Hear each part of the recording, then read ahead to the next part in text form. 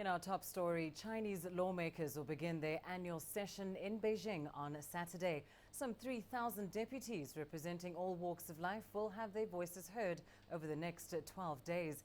The spokeswoman for this year's session of the National People's Congress, Ying, has been answering questions from the press on issues such as foreign policy, the South China Sea and the military budget. CCTV's Han Peng reports.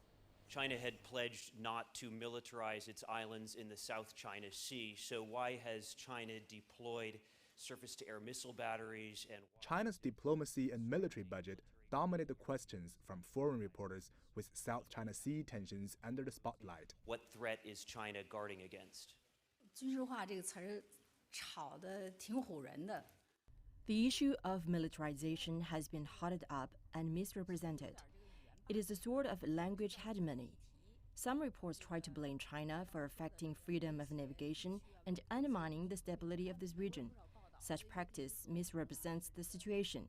Talking about militarization, if we look at those advanced ships and aircraft going in and out of the South China Sea, most of them are from the U.S. The U.S. has deployed as much as 70% of its naval forces to Asia. Defensibility is not equivalent to militarization.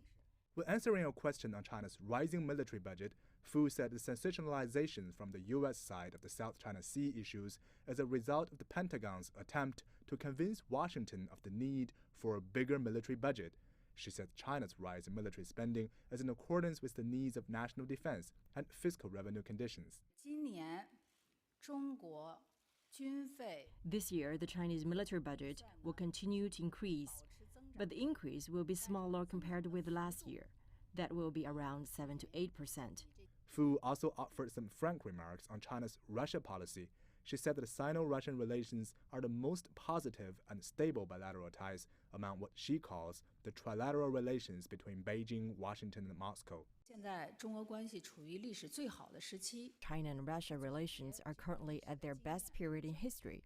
My impression is that, compared with dialogue between China and other countries, China and Russia did not need to spend much time discussing or debating about our differences, and we will not exert pressure on the other side, so we can focus all our attention on cooperation. The National People's Congress is the highest organ of state power in China, and this year, economy is likely to dominate the agenda. In the next 2 weeks, deputies from across the country will cast their votes to decide China's next move. Han Peng, CCTV, Beijing.